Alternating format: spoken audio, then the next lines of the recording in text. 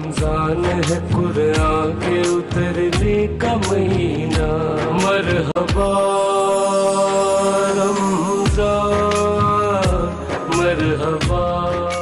बिस्मिल्लाहिर्रहमानिर्रहीम।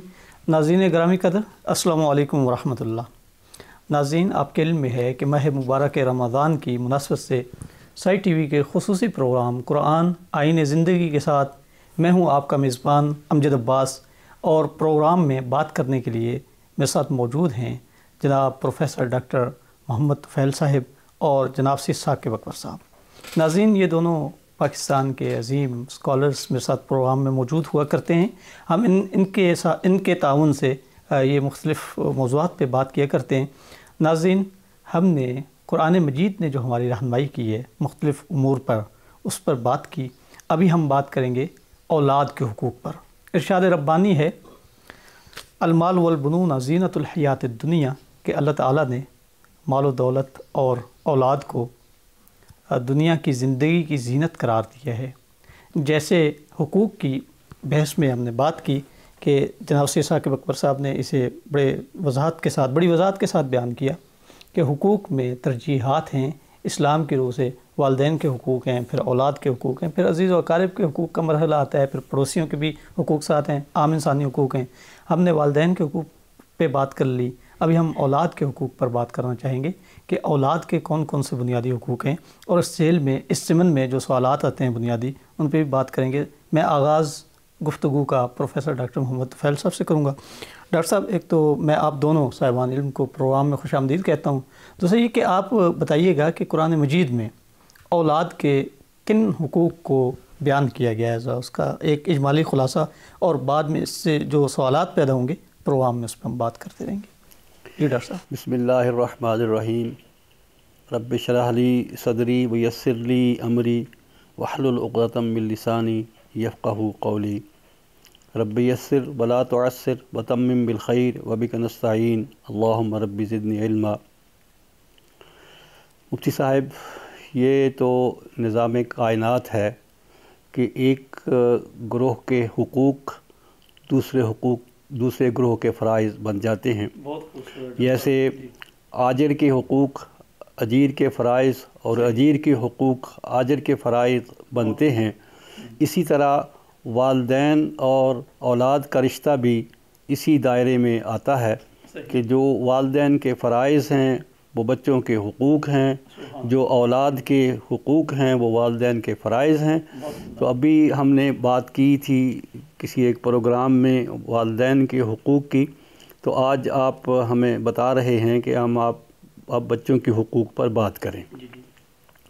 मैं एक बात मुक़दमे के तौर पर फिर पेश करना चाहूँगा कि हमारे यहाँ इस्लाम में ज़िंदगी का एक तसव्वुर है, और जब रूह और जिस्म बाहम मिल जाते हैं, उनका इत्तिसाल हो जाता है, तो हमारे यहाँ ज़िंदगी वजूद में आ जाती है। जब ज़िंदगी वजूद में आ जाती है तो फिर कुछ चीज़ें हम मुसलमानों पर लाजिम हो जाती हैं। पहली चीज़ तो ये है कि हमारा अक़ीदा है कि जब एक दफ़ा ज़िंदगी वजूद में आ जाती है तो फिर उसको फ़ना नहीं है, फिर उसको बका ही बका है। ये अलग बात है कि वो एक स्टेज से दूसरी स्टेज में, एक मरहले से दूसरे मरहले में, दूसरे मरहले से मुमकिन है तीसरे मरहले में जाती आती रहे, लेकिन वो ज़िंदगी हमेशा कायम और दायम रहेगी। दूसरी बात यह है कि जब ज़िंदगी वजूद में आती है तो इंसान वजूद में आ जाता है, और अगली बात यह है कि जब इंसान वजूद में आ जाता है तो वो बतौर इंसान मोहतरम है, चाहे वो अभी जनीन है यानी एम्ब्रियो है, अभी उसकी पैदाइश हुई है या नहीं हुई है, या वो ज़िंदगी के किसी और मरहले में है, बचपन में है, जवानी में है, बुढ़ापे में है, कहूलत में है, कहीं भी है, तो वो इंसान है और बतौर इंसान वो मोहतरम है। अगला नुक्ता ये है कि इस एहतराम में हमारे यहाँ जिनसी कोई तफावत नहीं है, कोई सेक्स का डिफरेंस नहीं है। जैसे लड़का मोहतरम है वैसे ही लड़की भी मोहतरम है, और जैसे एक ग्रोन अप मैन मोहतरम है वैसे ही एक छोटी उम्र का बच्चा भी मोहतरम है, और बूढ़ा भी मोहतरम है, लेकिन उसके बुढ़ापे के, ओल्ड एज के और एहतराम उसमें ऐड हो गए, कम नहीं हुए।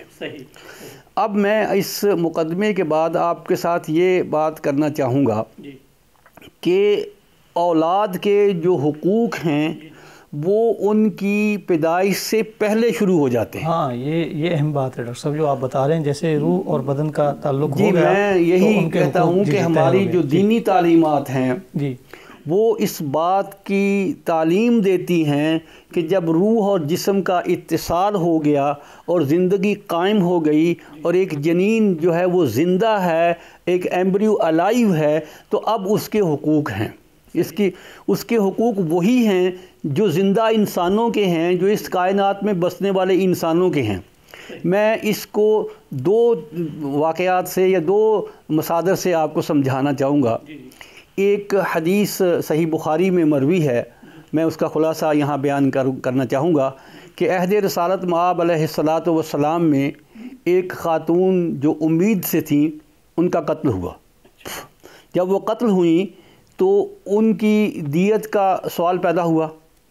تو رسالت مآب علیہ السلام نے جس طرح اس کی ماں کی یعنی حاملہ خاتون کی دیت ادا کروائی، ویسے ہی اس جنین کی، اس بچے کی جو ماں کے پیٹ میں تھا اور زندگی کے مراحل طے کر رہا تھا، اس کی بھی دیت دلوائی. تو گویا یہ ہوا کہ اس کا حق اسی وقت جو ہے وہ قائم ہو گیا کہ وہ ایک زندہ حقیقت تھا، اور اس بچے کی چونکہ اب موت واقع ہو گئی ہے، اس لیے جس قاتل نے اس کی ماں کو قتل کیا ہے وہی اس کے بچے کا بھی قاتل ہے، تو لہٰذا وہ جہاں ماں کی دیت ادا کرے گا ویسے وہ بچے کی دیت بھی ادا کرے گا. ایک اور دوسری بات یہ ہے، اسی میں یہ فقہ کا مسئلہ ہے کہ اگر ایک بچہ جب پیدا ہوا، اور چاہے وہ پیدا ہونے کے 5 منٹ بعد، چند منٹ بعد ہی اس دنیا سے صدار گیا، لیکن جب وہ پیدا ہوا تو وہ زندہ تھا، تو وہ اس کے تمام حقوق جو وراثت کے حقوق ہیں، جو اس کے اور باقی زندوں کے حقوق ہیں، وہ بھی اس کو حقوق حاصل ہو گئے. پھر قرآن نے دو جگہ بلکہ اس بات کو کہا ہے کہ وَلَا تَقْتُلُوا أَوْلَادَكُمْ، جہاں 10 کمانڈمنٹس حضرت موسیٰ علیہ السلام کے بیان ہوئے ہیں، وہاں بھی قرآن نے یہی کہا ہے وَلَا تَقْتُلُوا أَوْلَادَكُمْ. اور سورہ اسراء یا سورہ بنی اسرائیل میں بھی وَلَا تَقْتُلُوا أَوْلَادَكُمْ مِنْ خَشْيَةِ إِمْلَاقٍ کہا ہے. تو ہم اس وقت اس بات کی اس نقطے پر بات کر رہے ہیں کہ اپنی اولاد جب وہ زندگی پا لے تو اس کو قتل نہیں کیا جانا چاہیے، اور اس کی زندگی کا وہی حق ہے اس کو جینے کا جیسے عام انسان کو حق ہے. تو اس لیے میں یہ کہنا چاہوں گا کہ بچوں کے حقوق کا آغاز ان کے پیدا ہونے سے پہلے ہو جاتا ہے، اور پھر جب تک وہ بچے رہتے ہیں ان کے وہ حقوق قائم و دائم رہتے ہیں. ہم اور بھی مزید بھی اس پہ بات کریں گے. آپ نے بڑی وضاحت فرما دی، خوبصورت. بالخصوص یہ جو آپ نے فرمایا کہ ان کے حقوق کا اسی وقت سے سلسلہ شروع ہو جاتا ہے جب روح اور بدن کا تعلق ہو جاتا ہے. جناب سے ثاقب اکبر صاحب، ڈاکٹر صاحب نے ایک بات تو بیان کر دی بنیادی، آپ یہ بتائیے گا کہ اولاد کے عام طور پہ کون سے بنیادی حقوق ہیں بچوں کے؟ آپ خود بھی والد ہیں، آپ صاحب اولاد ہیں، آپ متوجہ کیجئے ہمیں کہ اولاد کے بنیادی کون کون سے حقوق ہیں. بسم اللہ الرحمن الرحیم. مفتی صاحب، پہلے تو میں 2-3 چھوٹے واقعات یا ہماری صدر اسلام کی تاریخ سے کچھ میں عرض کروں گا جس سے چیزیں اسلام کا پرسپیکٹیو یا نقطہ نظر جو ہے وہ واضح ہو جائے. ایک مثلاً یہ کہ ہم پڑھتے ہیں کہ حضرت صلی اللہ علیہ وآلہ وسلم کی بیٹی جو حضرت فاطمہ الزہرا جب بھی تشریف لاتی تو آپ ان کے استقبال میں سربقد کھڑے ہو جاتے، اپنی چادر بچھاتے، پھر ان کو بٹھاتے. تو یہ آپ کا معمول تھا. میں یہ عرض کرنا چاہوں گا کہ نبی پاک کے صحابہ میں ایسے لوگ بھی موجود تھے جو اپنے ہاتھوں سے اپنی بیٹیوں کو زندہ درگور کر چکے تھے. ظاہر ہے کہ اللہ نے ان کو توفیق دی تو وہ اسلام انہوں نے قبول کر لیا. تو یہ جب وہ دیکھتے تھے وہاں آپ کے صحابہ تو ایک مسلسل تربیت کا عمل آپ اس کو دیکھیں. ہم عام طور پہ واقعات کو یعنی ممکن ہے اس طرح کے واقعات کو ہم فضیلت کے پرسپیکٹو میں دیکھیں، کوئی حرج نہیں اس میں بھی دیکھیں، لیکن اس پرسپیکٹو میں بھی دیکھیں کہ بیٹی کو کس قدر عزت، احترام اور توقیر ایسے معاشرے میں قرآن حکیم میں ہے کہ جب ان کو بیٹی کی پیدائش کی خبر ملتی ہے تو ان کے رنگ جو ہیں وہ سیاہ پڑ جاتے ہیں. اللہ کے لیے بیٹیاں تجویز کرتے ہیں اور اپنے لیے بیٹوں کی طلب کرتے ہیں. یعنی بیٹی کی کس قدر توہین تھی معاشرے میں اور کیا بیٹی کے پیدائش کے بارے میں ان کے جذبات ہوتے تھے. ایسے میں حضرت نے یہ روایت قائم کی اور یہ احترام دیا بیٹی کو. اسی طرح آپ نے خود جیسا کہ پروفیسر صاحب نے کسی ایک پروگرام میں فرمایا تھا کہ یعنی حضرت کو دو امہات المومنین کا آپ نے ذکر کیا کہ ان کا پیغام آیا شادی کے لیے. تو حضرت فاطمہ الزہرا کو متعدد شادی کے یعنی رشتے کہتے ہیں آئے اور حضرت نے اپنی بیٹی کو پوچھا بیٹی یہ رشتہ آیا ہے. یعنی 3 رشتے آئے تو بیٹی خاموش رہی. جب چوتھا رشتہ حضرت علی کا آیا تو بیٹی نے اس کو اپنی رضامندی کا اظہار کیا تو نبی پاک نے بھی اس کی تائید کی. تو پھر یہ رشتہ جو ہے وہ ہوا. بیٹی کو اس قدر مقام اور مرتبہ اسلام نے دیا ہے. آج جو لوگ عورتوں کے بیٹیوں کے حقوق کی بات کرتے ہیں جہالت اور تاریکی اور ظلمت میں ڈوبی ہوئی تاریخ تھی. میں نے چونکہ حضرت کے زمانے میں چائنا کی تہذیب اور یورپ کی تہذیب اور اسی طرح باقی علاقوں کی اور ہمارے یہ بر صغیر کی تہذیب اور یہاں کے رسم و رواج کا مطالعہ کیا ہے. اور میں نے اس دور کی بھی نبی پاک جب تشریف لائے تو عربوں کی تہذیب و تمدن اور اس میں عورت کی حیثیت کا بھی میں نے مطالعہ کیا ہے. واقعاً اتنا بڑا انقلاب آپ لے کے آئے. اسی طرح سے ایک حدیث میں ہے کہ ایک آدمی نے کہا یا رسول اللہ آپ یعنی بچوں کے سر پہ ہاتھ پھیرنا اپنے نواسوں کا پیار کرنا کندھے پہ اٹھا کے لانا جی ہاں جی اور کہا کہ یہ آپ اتنا بچوں کا وہ ہم نے تو کبھی ان کے سر پہ ہاتھ نہیں پھیرا. تو کہتے ہیں چلا گیا تو آپ نے کہا کہ یہ اہل جہنم میں سے ہے. یعنی ان کی حالت تھی. یہ اولاد کو اتنی اہمیت دی. فرق کیا ہے ان کے ہاں بھی بیٹوں کو بہت اہمیت دی جاتی تھی تاکہ اپنی مادی طاقت اور یہ اس کا ابھی آیا مجیدہ جو آپ نے تلاوت کی ہے اس میں کہا گیا کہ یہ دنیاوی زینت کی علامتیں ہیں. لیکن قرآن چاہتا ہے کہ قرآن کہتا ہے کہ اپنے آپ کو بھی اور اپنے اہل و عیال کو بھی آگ سے بچاؤ دوزخ کی آگ سے اہلیکم نارا. اور یعنی اپنے آپ کو بھی اور اپنے اہل کو بھی آگ سے بچاؤ. یعنی یہ فرق ہے. وہ لوگ جو اولاد میں سے خاص طور پہ بیٹوں کو اہمیت دیتے ہیں لیکن اسلام اور جو آخرت اور جو کائنات کی مادی نہیں معنوی تعبیر پر یقین رکھتے ہیں ان میں یہ فرق ہے.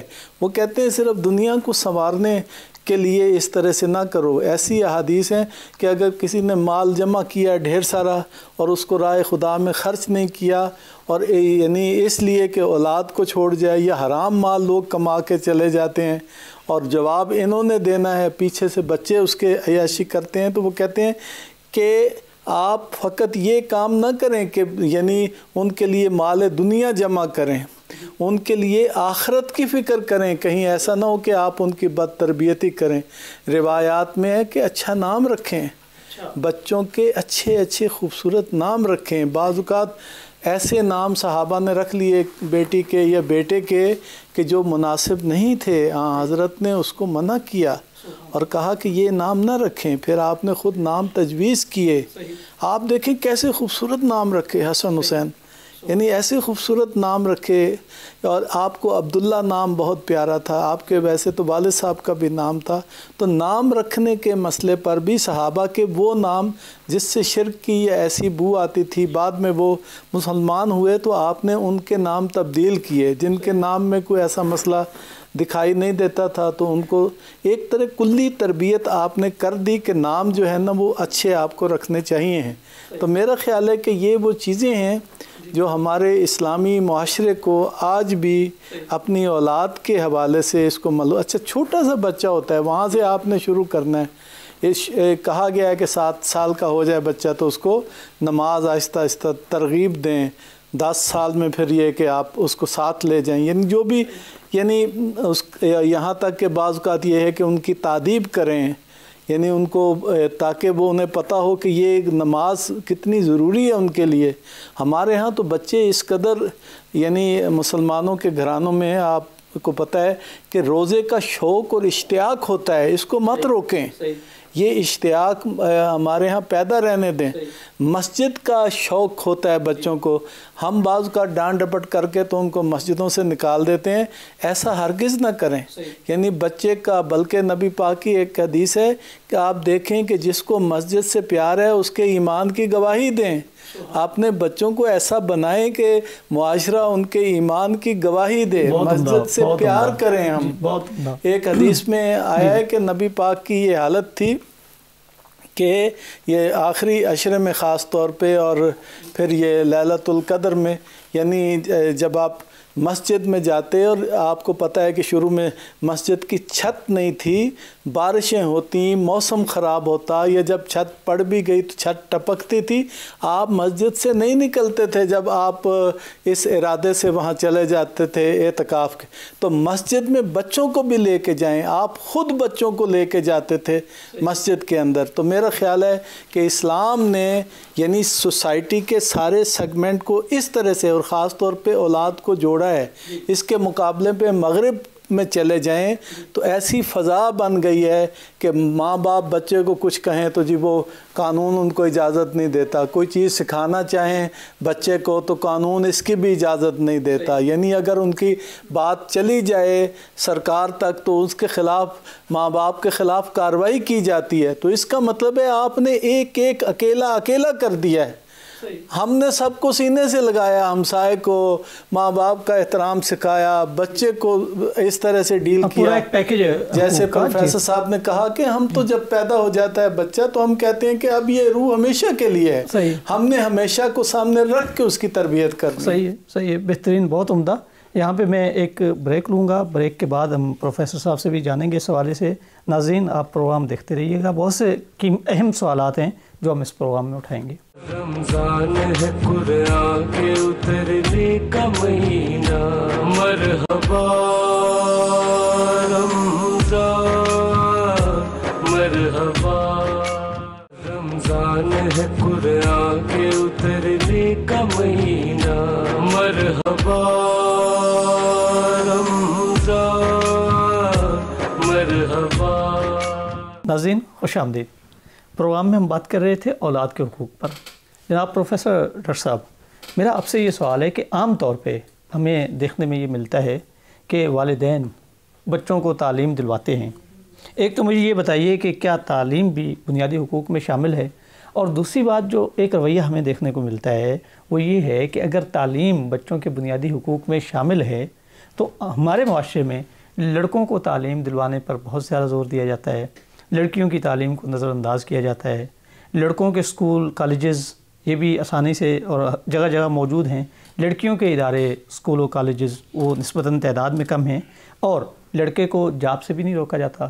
لڑکیاں بالخصوص اگر MBBS کے حوالے سے آپ جانیں تو آپ حیران ہوں گے کہ اس ملک میں بڑی تعداد میں ایسی لڑکیاں موجود ہیں، بچیاں موجود ہیں جنہوں نے MBBS کر لیا لیکن شادی کے بعد انہیں جاب کرنے نہیں دی جاتی۔ تو یہ جو چیزیں ہیں آپ یہ بتائیے کہ اس کا تعلق کیا ہمارے ایک سماجی صورتحال سے ہے یا یہ اسلامی تناظر میں یہ سب کچھ؟ مفتی صاحب بہت شکریہ سوال کرنے کا، لیکن آپ نے غالباً بچپن کو چھوڑ دیا ہے اور جوانی کو پکڑ لیا ہے، وہ بھی آپ کا حق ہے، ظاہر ہے وہ بھی بچوں کے ساتھ وابستہ ہے، اس کا حصہ بھی۔ میں آپ کی توجہ ایک اور امر کی طرف دلانا چاہوں گا جو ابھی بچپن میں ہی ضروری ہے، وہ ہے والوالدات یرضین اولادہن حولین کاملین، کہ مائیں اپنے بچوں کو پورے 2 سال دودھ پلائیں۔ یہ ایک تو اولاد جو یہاں جمع ہے اس میں بچے اور بچیاں دونوں شامل ہیں۔ ایسا نہیں ہے کہ لڑکے کو تو دودھ پلائیں اور لڑکی کو دودھ پلانے سے محروم کر دیں، ایک بات تو یہ ہے۔ دوسری بات یہ ہے کہ بڑی دلچسپ حقیقت ہے کہ چند سال پہلے تک ہماری UNO اور یونیسیف اس بات کا پرچار کرتی تھی کہ جب بچہ پیدا ہو تو اس کو جو مصنوعی دودھ ہے وہ پلایا جائے اور ماں کا دودھ نہ پلایا جائے. یہ ان کے لیے بڑا ضرر رساں ہے, بڑا نقصان دہ ہے. جبکہ اللہ تعالیٰ نے دین اسلام کو انسانی فطرت کے عین مطابق بنایا ہے. میرا یہ ایمان اور یقین ہے کہ اسلام کا کوئی حکم انسانی فطرت کے خلاف نہیں ہے بلکہ اس کے عین مطابق ہے. تو اللہ تعالیٰ نے جو حکم دیا تھا کہ مائیں اپنے بچوں کو 2 پورے سال دودھ پلائیں, اب یونیسیف کو اور یو این او کو بڑے بعد از خرابی بسیار یہ معلوم ہوا کہ اس سے بہتر تو کوئی غذا جنین بچے کے لیے, ایمبریو کے لیے ہو ہی نہیں سکتی. اب کوئی چند سالوں سے 2-2.5 سال سمجھ لیں, 3 سال سمجھ لیں, اب یونیسیف اور یو این او جو ہے اس بات کا پرچار کرتے ہیں کہ جب بچہ پیدا ہو تو سب سے پہلے جو اسے خوراک دی جائے وہ اس کی ماں کا دودھ دیا جائے اور 6 مہینے تک اس میں کوئی کوتاہی نہ کی جائے کم از کم.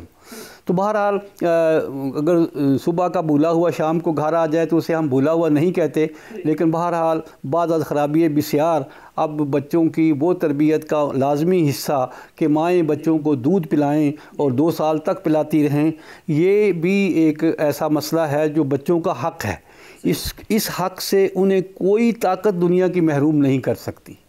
تو اس لیے یہ بھی ان کا حق ہے. اب اگلا حق ایک اور جس کی طرف پروفیسر ہمارے ثاقب صاحب نے بہت چلتے چلتے اشارہ کیا کہ انہیں اسلامی تعلیمات یا اسلامی احکام کا پابند بناؤ. وَأْمُرْ أَهْلَكَ بِالصَّلَاةِ وَاسْتَبِرْ عَلَيْهَا مُرُوا صِبْيَانَكُمْ بِالصَّلَاةِ. یہ ایک قرآن کی آیت ہے اور ایک حدیث ہے جس کا منشا یہ ہے کہ اپنے بچوں کو نماز کا پابند بناؤ.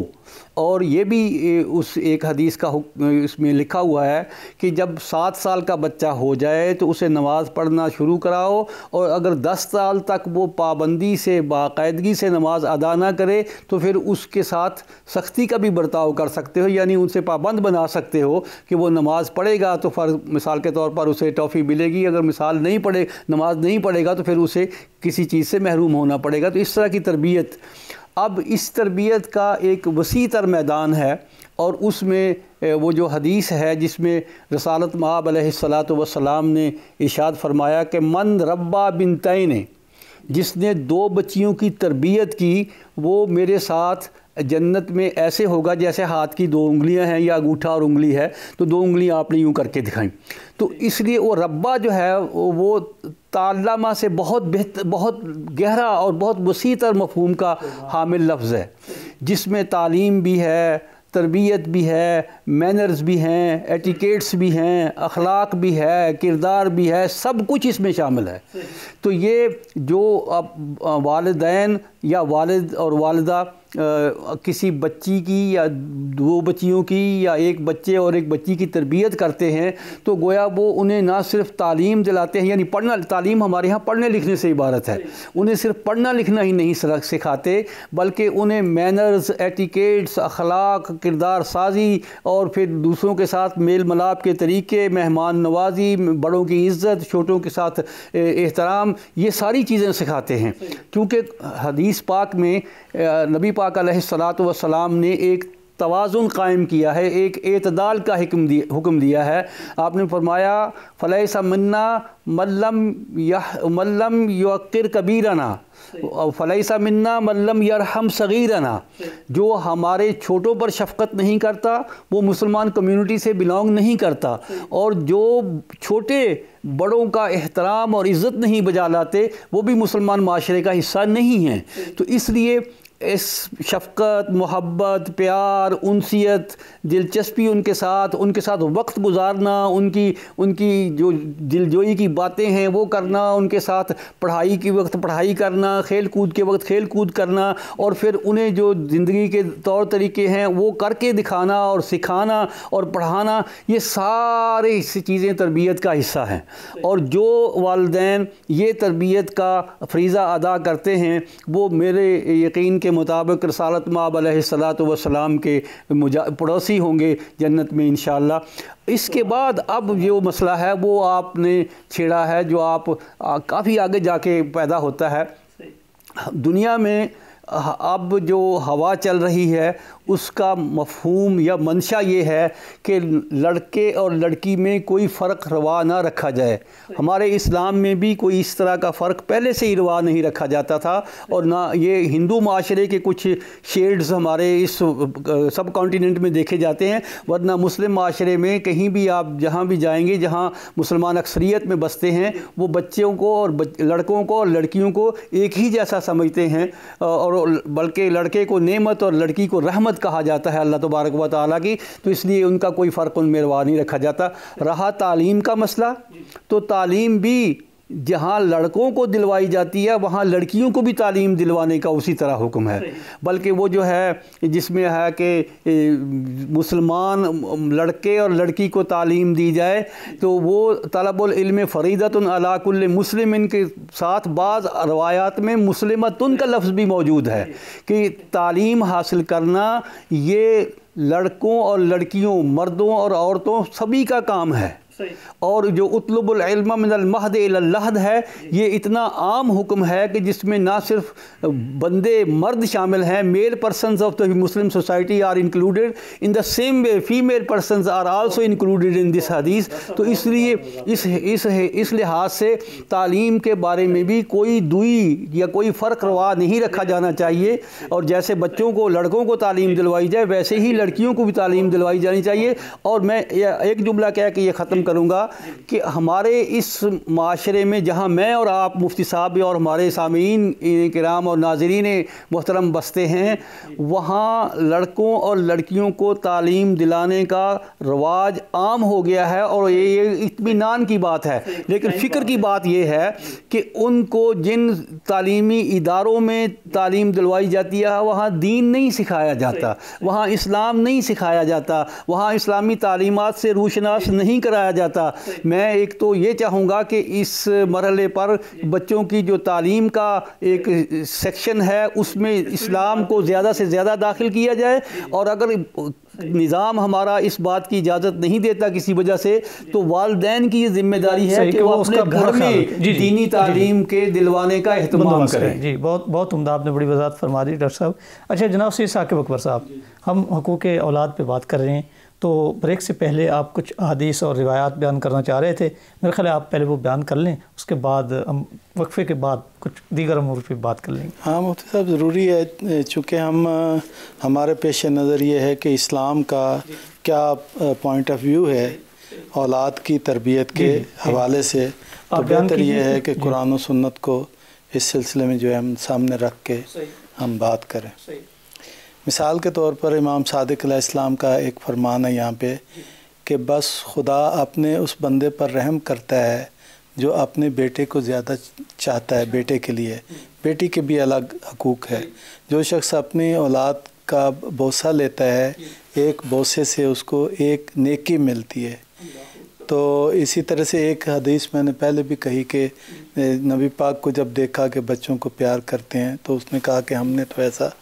حضرت حسن رضی اللہ عنہ کا نام خاص طور سے آتا ہے کہ جب وہ ان کو پیار کر رہے تھے تو تب اس ایک مسلمان قبیلے کے سردار نے یہ بات کہی تھی۔ اچھا، تو ایک بڑی مزے کی بات ہے حدیث میں نبی پاک نے فرمایا کہ جس کے پاس چھوٹا بچہ ہو اسے چاہیے کہ اس کے ساتھ کھیلے۔ ہاں، تو مفتی صاحب میرا کوئی بچہ ایسا نہیں ہے جس کے ساتھ بچپن میں نہیں کھیلا۔ آگے بچوں کے بچے بھی اگر مجھے مل جائیں تو میں ان کے ساتھ بھی کوشش کرتا ہوں کہ ذرا اسی طرح نیک اور صالح اولاد جنت کے پھولوں میں سے پھول ہے، یہ بھی نبی پاک کا ایک فرمان ہے۔ اچھا، یہ جو قرآن حکیم کی بعض آیات میرا خیال ہے ہمیں ہمیشہ سامنے رکھنی چاہیے۔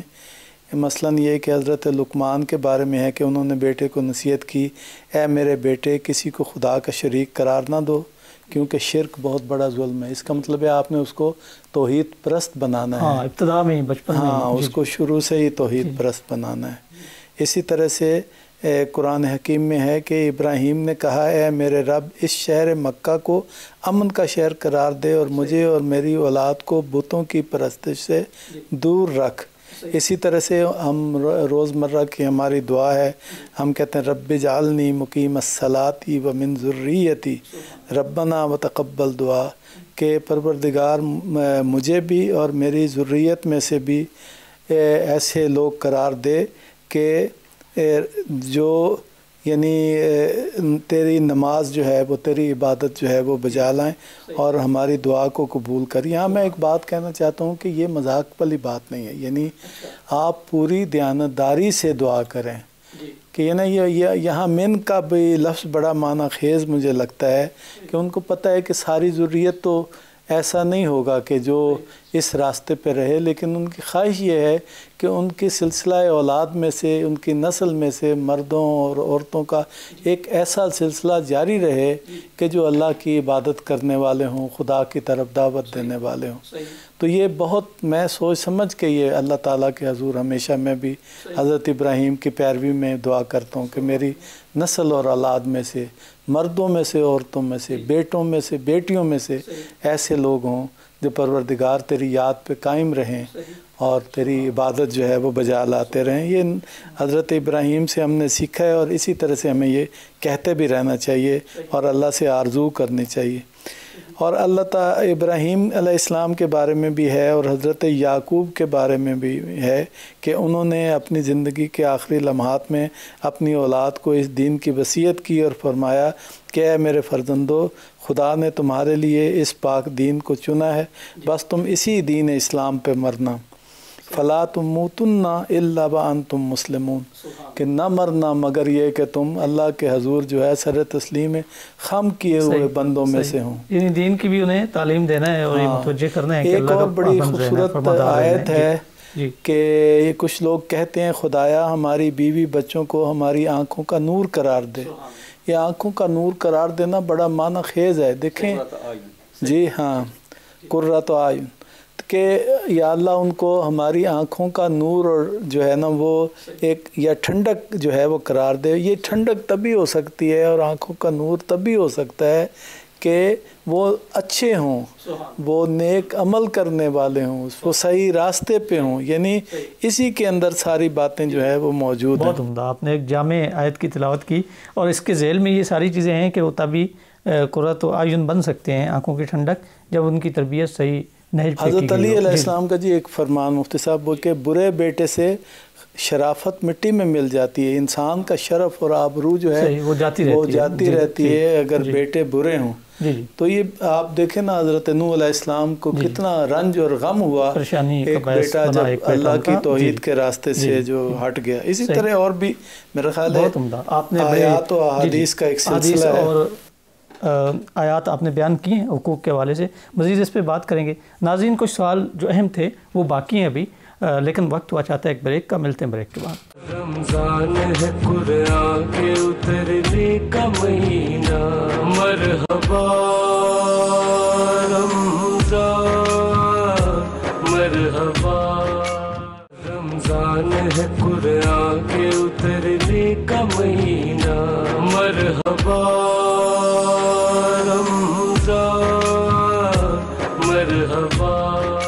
ناظرین آپ کو دوبارہ پروگرام میں خوش آمدید کہتا ہوں۔ پروگرام میں موجود ہیں میرے ساتھ پروفیسر ڈاکٹر طفیل صاحب اور جناب سید ثاقب اکبر صاحب۔ ناظرین ہم اولاد کے حقوق پر بات کر رہے تھے بریک سے پہلے، اب مزید کچھ سوالات ہیں میرے ذہن میں، ہم وہ بات کرتے ہیں۔ جناب ڈاکٹر صاحب آپ یہ بتائیے گا کہ اسلام کی روح سے ایک آدمی ہے، اس کے پاس اتنا بندوبست نہیں ہے، اتنا مال نہیں ہے، یا وہ تربیت کا اتنا زیادہ ارینج نہیں کر سکتا، تو کیا اس کے پیش نظر وہ اولاد کے سلسلے میں بھی پلاننگ کر سکتا ہے، جسے ہم برتھ کنٹرول کہتے ہیں، کہ وہ یہ پلان کرے کہ میں 2 بچوں کی تربیت کر سکتا ہوں تو 2 بچے میرے لیے کافی ہیں، یا جتنے بھی نصیب میں آ جائیں؟ ایک بات کہی جاتی ہے کہ بس اللہ دیتا جا رہا ہے اور بندہ لیتا جا رہا ہے، کیا فرماتے ہیں آپ؟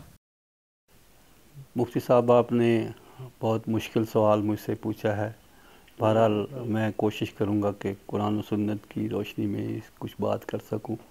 اولاد انسان کے اختیار میں نہیں ہے، یہب لمن یشاء اناثا ویہب لمن یشاء الذکور او یزوجہم ذکرانا و اناثا ویجعل من یشاء عقیما۔ یہ قرآن نے بیان کیا ہے کہ اللہ تعالیٰ جسے چاہتا ہے بیٹے عطا کرتا ہے، جسے چاہتا ہے بیٹیاں عطا کرتا ہے، جسے چاہتا ہے اسے بیٹے اور بیٹیاں بیک وقت عطا کر دیتا ہے، اور بعض کو اس میں سے بانجھ بھی بنا دیتا ہے۔ تو یہ اللہ تبارک و تعالیٰ کا اختیار ہے، میرا اور آپ کا اختیار نہیں ہے۔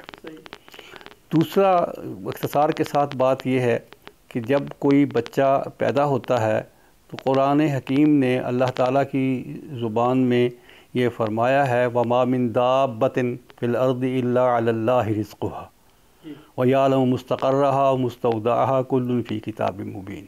یہ اللہ تعالیٰ نے پہلے سے ڈٹرمن کر رکھا ہے کہ جب کسی جاندار کو پیدا کرے گا تو اس کے رزق کا وہ بندوبست کرتا ہے اور رزق کا اس کا کفیل ہے وہ۔ اور ہمارا یہ ایمان ہے کہ وَمَن يَتَوَكَّلْ عَلَى اللَّهِ فَهُوَ حَسْبُهُ، جو اللہ پر بھروسہ کرتا ہے اللہ اس کے لیے کافی ہے۔ تیسرا ابھی میں نے شروع میں بھی ذکر کیا تھا کہ وَلَا تَقْتُلُوا أَوْلَادَكُمْ خَشْيَةَ إِمْلَاقٍ، تم بھوک کی وجہ سے کہ یہ کہ رزق کم ہے تو اس کی وجہ سے اپنی اولاد کو قتل نہ کرو۔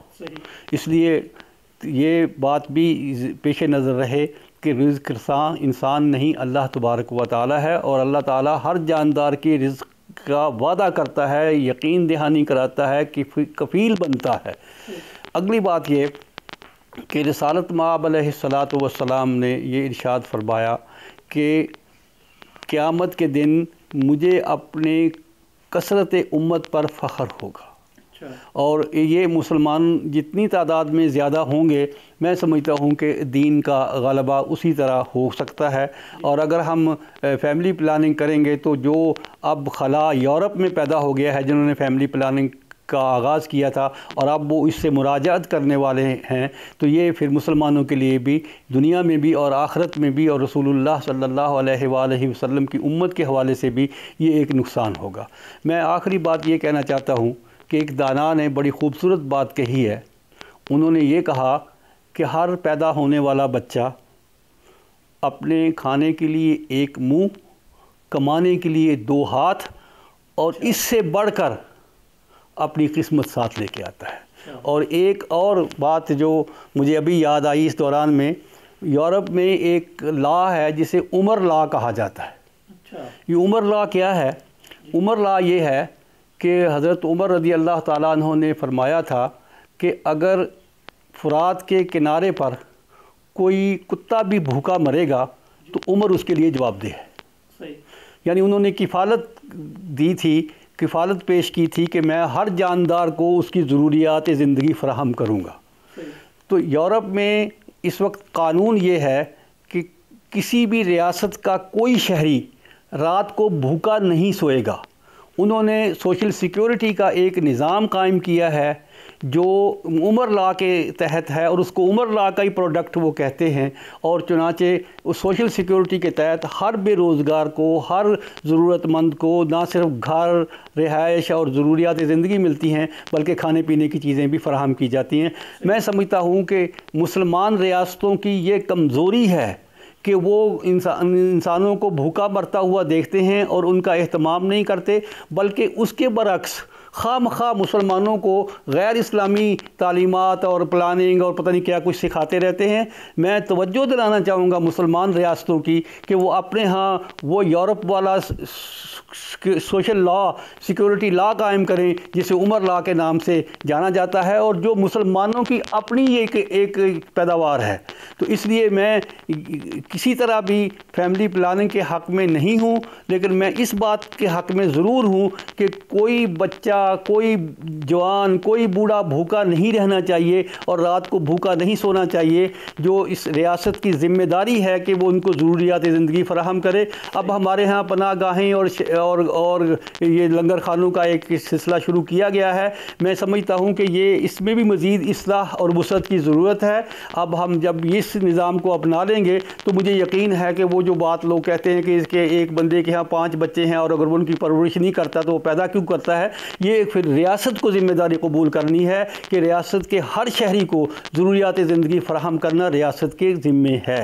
صحیح جناب سید ثاقب اکبر صاحب، ڈاکٹر صاحب نے ایک موقف، ایک پہلو بیان کر دیا ہے، لیکن میرے بھی سوالات ہیں، یقیناً ناظرین کے بھی ہوں گے۔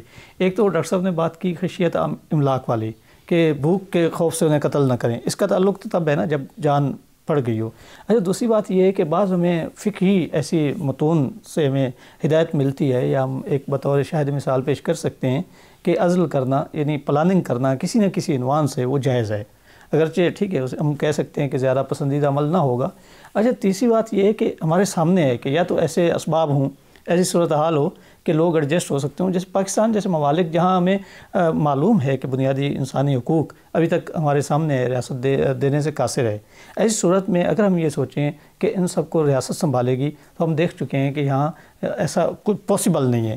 ان ساری چیزوں کو دیکھتے ہوئے ذرا آپ اپنا موقف بیان کیجئے گا کہ اگر روح اور بدن کے تعلق سے پہلے، بچے میں روح ڈلنے سے پہلے اگر آدمی کوئی پلاننگ کرتا ہے جس میں یہ بھی ہو سکتا ہے کوئی طریقہ اپناتا ہے یا کوئی میڈیکلی سیٹ اپ کرتا ہے یا از خود کوئی ایسی روش بنا لیتا ہے کہ وہ اولاد کے حوالے سے کوئی پیشگی پلاننگ کرنا چاہتا ہے، تو کیا یہ توکل کے خلاف ہوگا یا اسلامی تعلیمات کے خلاف ہوگا؟ آپ کیا کہتے ہیں؟ مفتی صاحب، مسئلہ یہ ہے کہ یعنی ساری اسلامی تعلیمات یا انسانی معاشرے کے سارے پہلوؤں سے ہٹ کر جب ایک سوال کو جب باہر نکال کے آپ بات کرتے ہیں یا اس کا جائزہ لیتے ہیں تو پورا یعنی آپ کو وہ صحیح طرح سے اس کا جواب نہیں دیا جا سکتا. ہم ایک سوال کو سوسائٹی کے اندر دیکھتے ہیں، اندر، اور اس کی ساری جو اسلام کی تعلیمات ہیں یا انسانی سوسائٹی کے مسائل ہیں اس کو اس کے فریم ورک میں دیکھتے ہیں. میں 2-3 چیزیں آپ کے خدمت پیش کرتا ہوں. فرض کیجئے نمبر 1 کہ عورت بیمار ہے. جی آپ کو پتہ ہے کہ اگر یہ یعنی اس بیماری کی حالت میں بچے کو یعنی نہیں اس کے یہ پال سکتی، یعنی اس کے پیٹ میں یا مزید بیمار ہو جائے گی، یہ بچہ بیمار ہو سکتا ہے اس سے، تو اس طرح کے امور میں پھر آپ ایسا اقدام کر سکتے ہیں کہ بچے کی پیدائش کو آپ روکیں. نمبر 1. نمبر 2 یہ ہے کہ اگر آپ چاہتے ہیں کہ پورے 2 سال بچہ دودھ پیے تو ظاہر ہے کہ ایک وقفہ جو ہے پھر آپ کو اس کو مینٹین جو ہے وہ کرنا پڑے گا کہ بچہ جو ہے، یا اور ایسے یہ ہیں انڈیویجول کیسز. جب آپ ہم سے ایک مسئلے میں فتویٰ پوچھتے ہیں تو ہم کچھ اور بات بتاتے ہیں. جب آپ انڈیویجول کیسز آپ پر آ جائیں گے تو ہم اس کے اندر استثناءات اور جو اس کے اندر جواز موجود ہیں اس پر ہم گائیڈ کر سکتے ہیں اس انڈیویجول کو کہ بھئی یہ مسئلہ درپیش ہے تو اس کا یہ حل ہے. بظاہر ایسے ہی ہے ڈاکٹر صاحب نے ابسولوٹ بات کی ہے اور آپ حالات کے مطابق اسی طرح سے میں یہ آپ سے عرض کروں کہ پوری دنیا میں اس وقت بھی اتنی غذا پیدا ہوتی ہے کہ جتنے خلق خدا موجود ہے اس کو پوری آ جائے، بلکہ اس سے زیادہ. بڑی طاقتیں لوگوں کو، غریب قوموں کو گندم دینے کے بجائے سمندر میں ضائع کر دیتی ہیں، ان مظلوم اور غریب قوموں کو نہیں دیتی. ہم نے پوری باتیں کی ہیں سوسائٹی کے اندر. ہم کہتے ہیں عمراء جو ہیں وہ غریبوں کا خیال رکھیں. ہم پہلے بھی کہیں کہہ چکے ہیں اپنے پروگرام میں کہ کتنا کھانا بچ جاتا ہے بڑے ہوٹلوں میں جو ضائع کیا جاتا ہے، یہ گناہ ہے. یعنی اگر یہ اپنا اس طرح سے باقی جو اپنا ایک توجہ دلائی گئی ہے غریب پروری کی اور معاشرے میں زکوٰۃ کی اور باقی چیزوں کی، اس کو ساری چیزوں کو نظر انداز کر کے فیصلے نہیں کیے جا سکتے.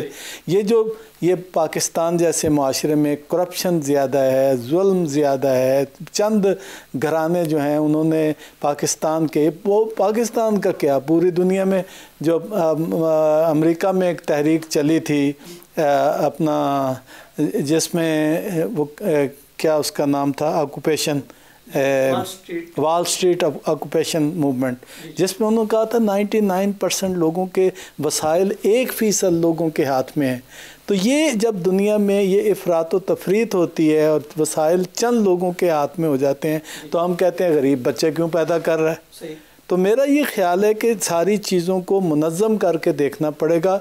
ہم اس کے جواز کے بھی قائل ہیں، لیکن ہم اس کے بھی قائل ہیں کہ اس کی جو وجوہات بیان کی جاتی ہیں ان وجوہات کی بنا پر اس طرح سے یعنی قدغن لگانا. ایک اور میں آپ سے کہوں، یعنی جس طرح کی کہتے ہیں کہ جب آپ پوری ہسٹری پڑھ لیں، وجوہات کو انالائز کر لیں. علامہ اقبال نے کہا کہ یہ مغرب نے عمومت یعنی ماں بننے کا جو جذبہ ہے عورت سے چھیننے کے لیے، یعنی وہ تو چاہتے ہیں شادی بیاہی نہ کرے، عمراء کے ہاتھ میں یہ کھلونا بند ہے عورت. انہوں نے اپنے بڑی فیکٹریز کو اور اپنی انڈسٹریز کو چلانے کے لیے سستی لیبر کے طور پر اس عورت کو استعمال کیا اور کہا کہ بھی اس کے بھی حقوق ہیں. حقوق کیا ہیں کہ وہ گھر سے نکلے اور وہ آزاد ہو جائے. اور یہ بھی کہنا کہ بھی یہ جو فیملی پلاننگ کے نام پر یعنی برتھ کنٹرول، بلکہ ان کے ہاں تو لفظ ہے برتھ کنٹرول کے نام پر عورت کی یہ جو ذمہ داری ہے ماں بننے کی، اس کی گود میں یعنی ایک اس کے شوق پیدا کرنا کہ وہ ماں بنے گی، بچے کو پالے گی. ہمارے یہاں کہا جاتا ہے کہ ماں کے پیروں کے نیچے جنت ہے. مغرب نے تو یہ جنت چھین لی ہے، ماں کو اس سے محروم کرنا چاہتا ہے. تو یہ مغرب سے مراد میری وہ مادی تہذیب ہے یا وہ ذہنیت ہے جو عورت کو اس کے جو نیچرل اور جو اس کی اسٹرکچرل اس کی ذمہ داریاں ہیں یعنی اس سے وہ چاہتا ہے کہ وہ محروم ہو جائے اور سرمایہ دار اپنے مقاصد حاصل کرے. اب مرد کی شادی، عورت کی شادی معاشرے کو کس طرف تباہی کی طرف جو ہے وہ لے جا رہے ہیں. نتیجہ کیا ہوا ہے؟ پروفیسر صاحب نے کہا کتنے ملک ایسے ہیں جن کی آبادی نیچے کی طرف آ رہی ہے. وہ چاہتے ہیں کہ وہ ملک جہاں سے اب آپ اس نسل کو کہاں لے جائیں گے؟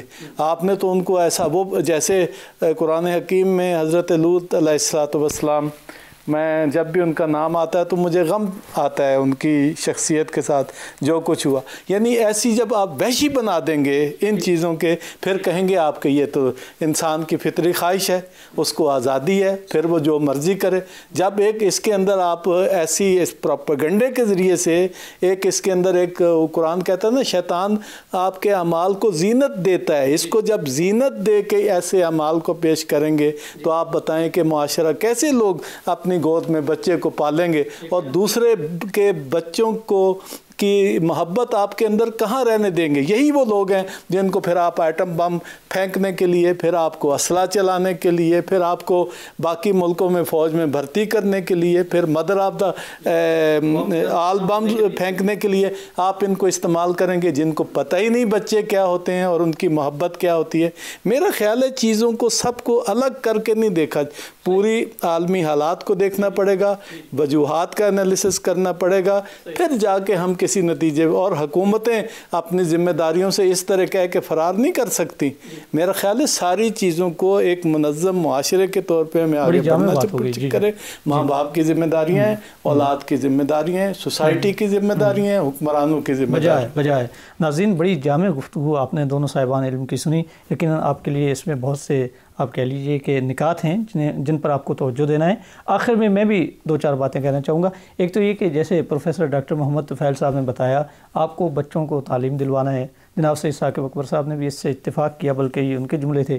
آپ کو ان کی تربیت کا بخوبی بندوبست کرنا ہے. اور ایک نقطہ جو تربیت کے حوالے سے میں دیکھتا ہوں وہ یہ کہ عام طور پہ بچوں کے اخلاقیات اور بچیوں کے اخلاقیات میں فرق رکھا جاتا ہے. مثلا ابھی یہ موبائل کی بات تھی تو بیٹوں کے موبائل پر نظر نہیں رکھی جاتی، بیٹیوں کے لیے موبائل کو برا اور اس پر مسلسل نظر رکھی جاتی ہے. شاید یہی سبب ہے کہ آج معاشرے میں دوسروں کے بیٹے بیٹیوں کو خراب کرتے ہیں. اگر سبھی والدین اپنے بیٹوں اور بیٹیوں دونوں کی ایک سی تربیت کریں اور دونوں کے لیے چیزوں پر نظر رکھیں اور دونوں کو تعلیم دلائیں تو معاشرہ ہمارا بہتر ہو جائے. اس سے بچنے کے لیے ضروری ہے کہ ہم ان چیزوں کا اہتمام کریں اور بچوں میں امتیاز نہ برتیں اور کو ایجوکیشن یا دیگر بہانوں سے ہیلوں سے بچیوں کو تعلیم سے محروم رکھنا یہ ناانصافی ہوگی، یہ ظلم و زیادتی ہوگی. اس کا خاتمہ ہونا چاہیے. جیسے آپ نے سیرت کے واقعات سنے، یونیورسٹیوں میں ایسی فضا ہو کہ جس میں ان کی عفت اور دونوں کی یعنی وہ محفوظ رہے. وہ بھی تربیت ہمارے ذمے ہے. آخر وہ بیٹے کہاں سے آتے ہیں جو بیٹیوں کو تنگ کرتے ہیں؟ وہ بچے کن ماؤں کے پروردہ ہیں جو معاشرے کے لیے عذاب بنتے ہیں؟ وہ آخر ہمارے ہی بچے ہیں، وہ آخر ہمارے ہی پروردہ ہیں، ہمارے ہی معاشرے کا حصہ ہیں. تو بطور والدین آپ سب کی ذمہ داری، ہم سب کی ذمہ داری بہت زیادہ ہے. ناظرین، ہمارے پروگرام قرآن آئین زندگی کا وقت ختم ہوا چاہتا ہے. اسی کے ساتھ اپنے میزبان امجد عباس کو اجازت دیجیے. کل دوبارہ آپ کی خدمت میں ہم اسی پروگرام کے ساتھ حاضر ہوں گے. تب تک کے لیے اللہ حافظ. رمضان ہے قرآن کے اترنے کا مہینہ.